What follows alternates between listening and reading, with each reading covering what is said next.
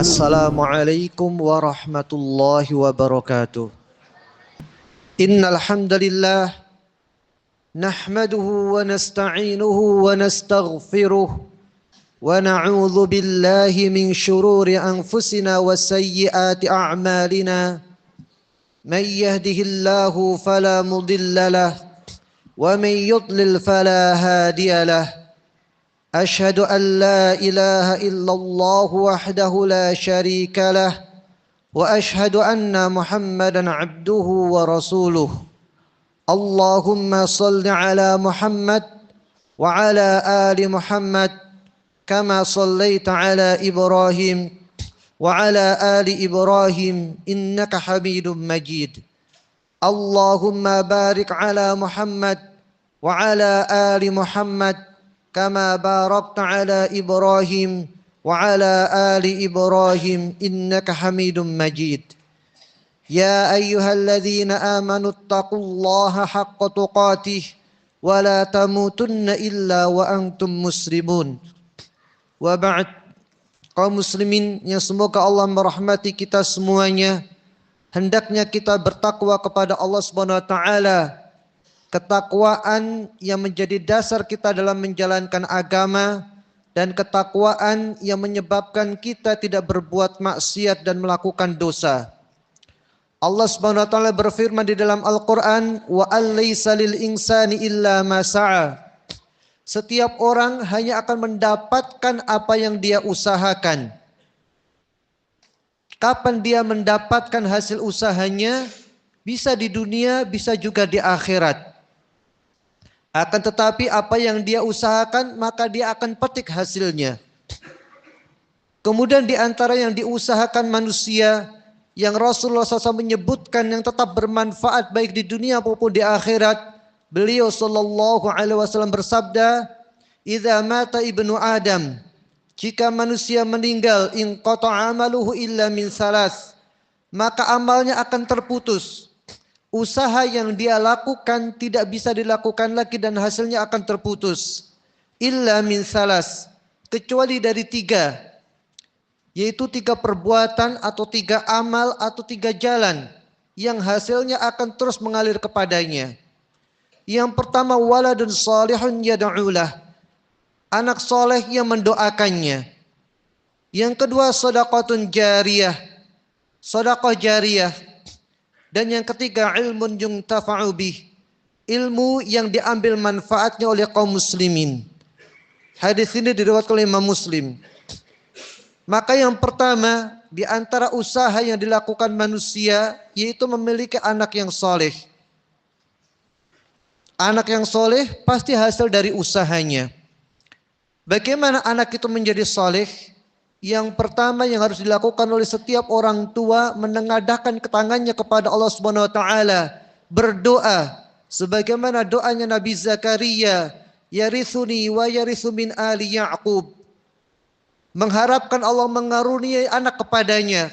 Yang anak ini tugasnya yarithuni, menjadi pewaris bagiku, pewaris hartaku, pewaris duniaku, wa yarithu min ali Ya'qub, dan juga mewarisi kenabian dari keluarga Nabi Ya'qub alaihi salam, di mana putra-putra beliau kebanyakan adalah para nabi, dimulai dari Nabi Yusuf dan putra-putra selanjutnya atau cucu-cucu selanjutnya, dan Zakaria adalah putra atau cucu dari Nabi Ya'qub alaihi salam. Maka menjadi anak yang soleh adalah anak yang memikul agama. Kemudian Nabi Ibrahim alaihi salam ketika meninggalkan kaumnya yang menolak dakwahnya dan tidak mengikuti ajakannya untuk menyembah Allah Subhanahu wa taala, tetapi mereka menyembah patung yang mereka buat atau mereka menyembah bintang, matahari dan bulan. Maka beliau pun ketika meninggalkan kaumnya berdoa kepada Allah Subhanahu wa taala, "Rabbi habli minas salihin." Ya Allah, karunialah aku anak-anak yang soleh. Maksudnya anak yang soleh, anak yang taat menjalankan agama.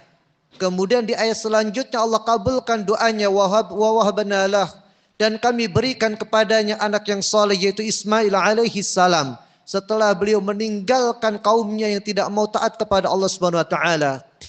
Dan hendaknya kepada setiap orang tua berdoa kepada Allah Subhanahu wa taala, Rabbana hab lana min azwajina wa dhurriyyatina qurrata a'yun waj'alna lil muttaqina imama. Ya Allah, berikanlah kepada kami istri dan anak-anak kami sebagai penyejuk pandangan. Menyejukkan pandangan karena mereka tidak berbuat maksiat. Menyejukkan pandangan karena waktu-waktu mereka diisi dengan ibadah. Ketika bangun tidur berdoa, ketika bangun tidur melaksanakan sholat, ketika bangun tidur berzikir dan mengharapkan karunia dari Allah Subhanahu wa taala. Ketika berinteraksi dengan orang tua berbicara dengan yang baik, berinteraksi dengan yang baik. Ketika bersama dengan teman dan tetangganya, maka mereka memilih teman yang baik, tetangga yang baik.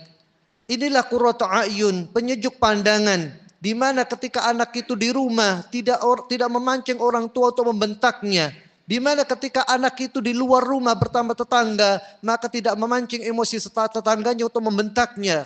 Ketika anak itu di masjid, di sekolah, bersama dengan masyarakatnya, maka tidak ada satupun di antara anggota masyarakat terpancing hatinya untuk membentaknya, untuk menghardiknya, untuk memarahinya karena tindak dan tingkah lakunya.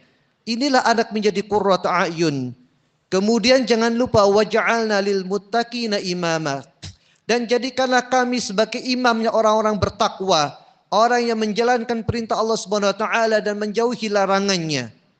Maka tidak hanya sekedar sebagai anggota masyarakat biasa, tidak sebagai anggota masyarakat yang biasa saja, tetapi menjadi imamnya orang-orang yang bertakwa. Maka disinilah kita harus menjadi anak orang tua yang soleh, sehingga mendapatkan karunia anak yang soleh yang akan mendoakan bagi kebaikan kita setelah kita meninggal. Yang kedua, di antara amal yang tidak terputus adalah sedekah jariyah. Dikatakan jariyah artinya manfaatnya dimanfaatkan terus oleh kaum muslimin. Manfaatnya dirasakan terus oleh banyak orang. Dan manfaatnya dirasakan meskipun orang yang bersedekah sudah meninggal dunia. Di antara bentuk sedekah jariyah adalah membangun masjid. Di mana Nabi SAW menganjurkan membangun masjid. Meskipun kecil, meskipun sederhana. Maka Allah Nabi menyebutkan di antara manfaat yang akan dia dapatkan di akhirat nanti. Bana lahu baitan fil jannah. Maka Allah akan membangunkan baginya rumah di surga. Di antara sedekah jariyah adalah memberikan fasilitas untuk kaum muslimin. Baik untuk keperluan minum mereka atau keperluan air bagi mereka. Karena keperluan air adalah keperluan pokok bagi kaum muslimin atau bagi manusia. Di mana tidak ada air kita akan menderita. Maka di antara kemuliaan Utsman ibn Affan yang tidak bisa disaingi oleh kaum muslimin yang lainnya adalah beliau membangun atau membeli bi'rur rumah. Sebuah sungai di Madinah yang diperlukan atau dibutuhkan oleh kaum muslim untuk mengambil air minum bagi mereka. Kemudian di antara bentuk sedekah jariyah adalah membangun rumah sakit dan fasilitas kaum muslimin sehingga mereka merasakan manfaat dan kenyamanan dari sedekahnya. Mereka mendapatkan kemudahan dari sedekahnya. Maka kita lihat di antara orang-orang yang Allah ceritakan nanti di akhirat, ketika mereka lalai dari bersedekah, ketika mereka tidak segera dalam bersedekah, di antara Allah kisahkan di akhir surat Al-Munafiqun, laula akhartani ila ajalin qarib. Ya Allah, seandainya engkau tunda kematianku sedetik saja, ajalin qarib, waktu yang sangat singkat, apa yang dia katakan atau dia inginkan, apa yang dia angan-angankan, la as-saddaqanna, sungguh pasti aku akan bersedekah. Dia tidak hanya mengatakan saya akan bersedekah, tapi sungguh pasti saya akan bersedekah. Wala akunanna minas salihin.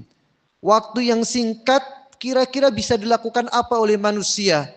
Apa dia bisa sholat 1000 rakaat? Apa dia sih bisa mengkhatamkan Al-Quran? Apa dia bisa safar menjenguk orang tuanya menyambung silaturahim? Tidak. La ajalin qarib, waktu yang sangat singkat yang dia pikirkan la as-saddaqanna. Saya benar-benar akan bersedekah. Kemudian waktu yang singkat tentunya tidak bisa menggugurkan atau menghapuskan semua dosanya kecuali Allah menginginkannya atau Allah meridhoinya. Waktu yang singkat tidak bisa dia gunakan untuk meminta maaf kepada semua orang yang pernah dia zalimi. Tetapi dengan sedekah ini la akunanna minas salihin. Pasti saya akan menjadi orang yang saleh. Maka waktu yang singkat atau waktu yang masih kita miliki di dunia ini manfaatkan untuk bersedekah. Lihatlah peluang-peluang sedekah. Jangan tinggal diam. Jangan nunggu orang datang meminta sedekah kepada Anda. Tapi datanglah memberikan sedekah saat Anda memiliki kemampuan dan memiliki keluangan rezeki. Kemudian di antara yang ketiga yang bermanfaat, manfaatnya di dunia dan di akhirat, ilmun yuntafa'u bih, ilmu yang bermanfaat atau dimanfaat oleh kaum muslimin. Di antara ilmu yang bermanfaat adalah ilmu mengajarkan Al-Quran. Di mana Nabi Sallallahu Alaihi Wasallam ketika mendapatkan tawanan perang Badar, maka yang beliau pikirkan atau beliau lakukan bukan mereka disuruh jadi kuli bangunan, bukan mereka disuruh menjadi orang-orang atau dimanfaatkan tenaga oleh kaum muslimin, tetapi disuruh atau dijadikan mereka sebagai guru yang mengajarkan anak-anak kaum muslimin yang notabene-nya anak-anak Arab untuk mengajari baca dan tulis huruf Arab. Kemudian mereka baru bisa bebas. Maka inilah ilmu yang bermanfaat. Karena tindakan Nabi SAW atau keputusan Nabi SAW ini, maka kaum muslimin menjadi umat yang makmur, yang maju dengan ilmu pengetahuan. Di mana pokok atau asal dari kemajuan pengetahuan berasal dari kaum muslimin. Di mana sebelum datangnya Islam tidak dikenal orang menulis buku berjilid-jilid. Tidak dikenal orang membaca buku ribuan lembarnya. Tapi setelah datangnya Islam, maka buku berjilid-jilid, berlembar-lembar, dibaca, ditulis, dan selalu ada di tengah-tengah kaum muslimin. Kemudian di antara ilmu yang bermanfaat adalah mengajarkan bacaan Al-Quran. Di mana Nabi SAW bersabda, khairukum man ta'allama al-Qur'ana wa 'allamah. Di antara sebaik-baik kalian, di antara orang yang paling baik di antara kalian, tentunya paling baik bukan paling baik dunianya, bukan paling megah rumahnya, bukan paling banyak mobilnya, tetapi paling baik apa yang dia lakukan atau tindakan yang dia lakukan di dunia adalah belajar Al-Quran. Di antara yang terbaik aktivitasnya di dunia adalah belajar Al-Quran. Belajar membacanya, belajar memahami kandungannya, belajar bagaimana isinya dan belajar untuk mengamalkannya. Wa'allamah, dan juga mengajarkannya. Maka ini adalah di antara ilmu yang bermanfaat yang kaum muslimin selalu butuh kepadanya.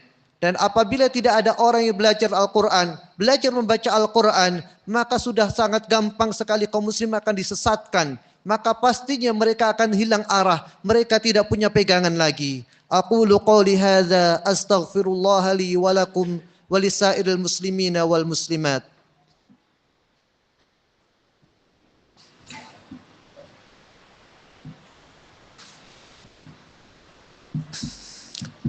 Alhamdulillahirabbil alamin wassalatu wassalamu ala asyrafil anbiya wal mursalin.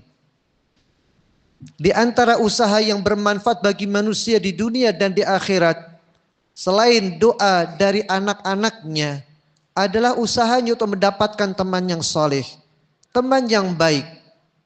Apa parameter dan tanda-tanda teman yang baik atau teman yang tidak baik? Teman yang baik apabila kita meninggalkannya, berpisah dengannya, kita merasa kesulitan dalam menjalankan agama. Dan teman yang tidak baik, apabila kita berpisah, maka kita tidak merasa kesusahan dunia. Maka inilah teman yang baik dan teman yang buruk. Lalu apa bahaya punya teman yang buruk? Maka orang-orang yang memiliki teman yang buruk, nanti di akhirat, dia akan mengeluh. Dia akan menuntut kepada Allah Subhanahu Wa Taala. Apa tuntutannya? Arinal ladzaini adallana minal jinni wal ins. Ya Allah, tunjukkan kepada kami dua orang atau dua golongan yang telah menyesatkan kami di dunia, baik dari kalangan jin maupun kalangan manusia. Apa yang ingin dia lakukan di akhirat nanti? Ketika dia sudah tidak bisa bertindak, tidak bisa menghukum semaunya sendiri. Naj'alhuma tahta aqdamina. Kami akan injak-injak mereka di bawah telapak kaki. Agar mereka menjadi orang-orang yang rendah. Menjadi bangsa yang rendah. Kenapa dia mengeluh seperti ini? Karena waktu di dunia dia disesatkan. Waktu di dunia dia bersama dengan teman-teman yang buruk. Waktu di dunia dia mengikuti teman-teman yang menjauhi agama dan meninggalkan agama. Ketika nanti di akhirat dia disidang Allah Subhanahu Wa Taala dan dia mengaku kenapa dia melakukan kesalahan dan dosa? Karena saya ikut si fulan, ikut si ini dan ikut si itu. Maka orang yang ditunjuk-tunjuk tadi didatangkan, dihadirkan, disidang. Benar gak kamu menyesatkan si A? Benar gak kamu menghalanginya menjalankan agama? Maka mereka semua mengatakan saya tidak benar. Itu tidak benar, tapi dia sendiri yang sesat. Dia sendiri yang tidak mau menjalankan kebaikan. Maka orang ini mengeluh kepada Allah Subhanahu wa taala, bal makrul laili wan nahar. Tetapi makar siang dan malam yang kalian buat. Sehingga kami apa? Sehingga kami beringkar, sehingga kami linakfura billah, sehingga kami melakukan kekafiran kepada Allah Subhanahu wa taala. Maka perhatikan teman lingkungan yang buruk yang mereka akan menjauhkan kita dari agama, yang apabila kita tidak bersama mereka, kita akan nyaman dalam menjalankan agama, dan apabila kita meninggalkan mereka, kita juga tidak akan rugi dalam dunia. Kemudian di antara manfaat atau di antara yang harus diusahakan manusia adalah banyak berzikir kepada Allah Subhanahu wa taala, berdoa.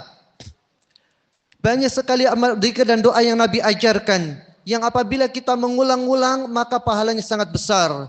Di antara subhanallahil azim, subhanallah wa bihamdih. Dua kalimat yang ringan tetapi pahala dan manfaatnya sangat besar bagi manusia di dunia dan di akhirat.